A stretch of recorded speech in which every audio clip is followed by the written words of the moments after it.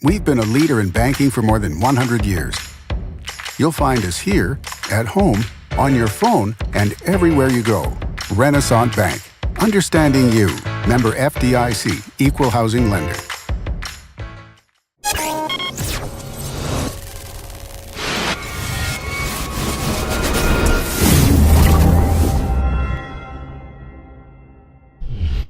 Sponsored by Renaissance Bank.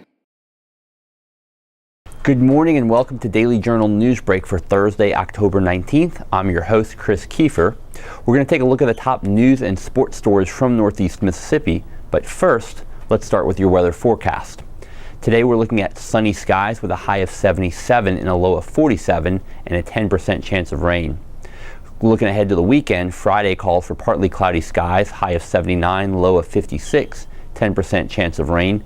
Temperatures warm up on Saturday, partly cloudy skies with a high of 80 and a low of 64 and a 20% chance of rain. And on Sunday, thunderstorms in the forecast, 50% chance of rain, high of 79, low of 63. Let's take a look now at today's top headlines. State Representative Steve Holland announced on Tuesday night that he might change his mind about retiring from the legislature at the end of the current term. Holland made the announcement during an event in which he was honored alongside former Governor Haley Barbour. The two men were honored Tuesday night as Hall of Fame inductees at an event recognizing top 50 leaders in the fields of government, lobbying and government relations, and business, media, and culture.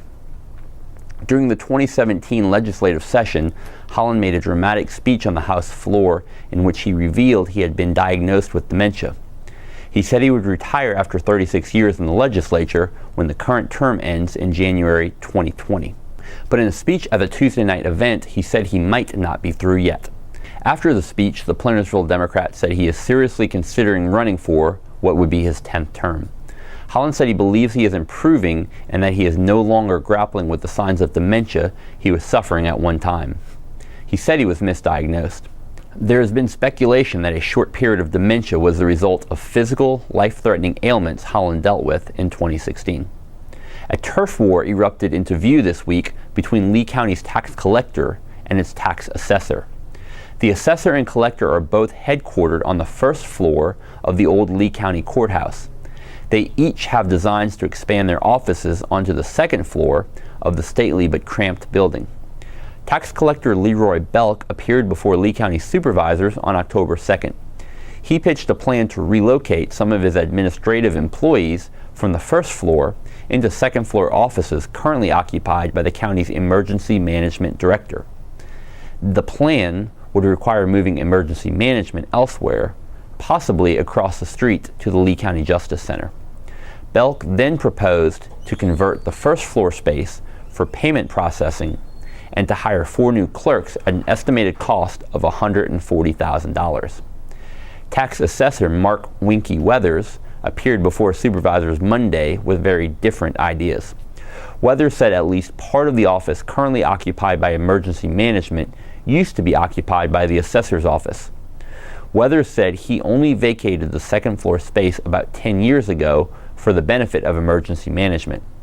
He said there was an agreement then that the space would revert back to the assessor once new accommodations were found for emergency management. Weathers said some staff members and records stored in a damp basement would be moved to the second floor if space became available. Supervisors did not comment much on the situation or tip their hand as to how they may resolve it. Rows of machinery and power tools line Itawamba Community College's newly revamped Precision Manufacturing and Robotics Laboratory on its Baldwin campus. The school celebrated the facility's ribbon cutting on Wednesday. A portion of the Baldwin Center was recently cleared out and renovated to consolidate ICC's precision manufacturing, machining, and robotics labs into one new facility. The idea is to encourage cross-training. Before renovations, the building was a storage site for a furniture company. ICC President Jay Allen said the renovations made several tangible improvements to the 3 programs. The Precision Machining Lab has been upgraded from an older, smaller lab on the Tupelo campus. Allen said the upgrades were done to energize the growing manufacturing workforce. Although no new equipment was added to the revamped facility, 2 classrooms and 2 labs were added, as well as new storage areas, faculty offices, and a conference room. And in sports, the Baldwin High School Bearcats travel to East Union tonight in a key Division I 2A matchup. If the Bearcats win, they will clinch the division title. If they lose, they could end up on the road in the playoffs. Running back John Drix Robinson has been a key force for the Bearcats all season. He has 1,408 rushing yards and 11 touchdowns. Recently, Baldwin's passing attack has also shown up to help balance the offense. John Swinney has thrown 4 touchdown passes in the last 3 games and has back-to-back 100-yard passing games for the first time this season. East Union is led by Joel Wilkinson, who has rushed for 1,124 yards and 15 touchdowns. Wilkinson also has 368 receiving yards. He has passed for 179 yards and 5 touchdowns.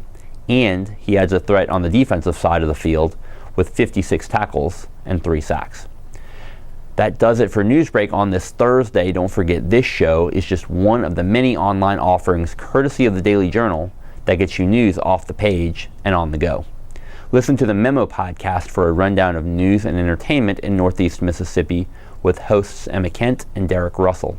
On the latest episode, Caleb Badillion talked about Tupelo's efforts to aid its homeless population, and Bobby Harrison discussed a proposal that could increase the state's gasoline tax.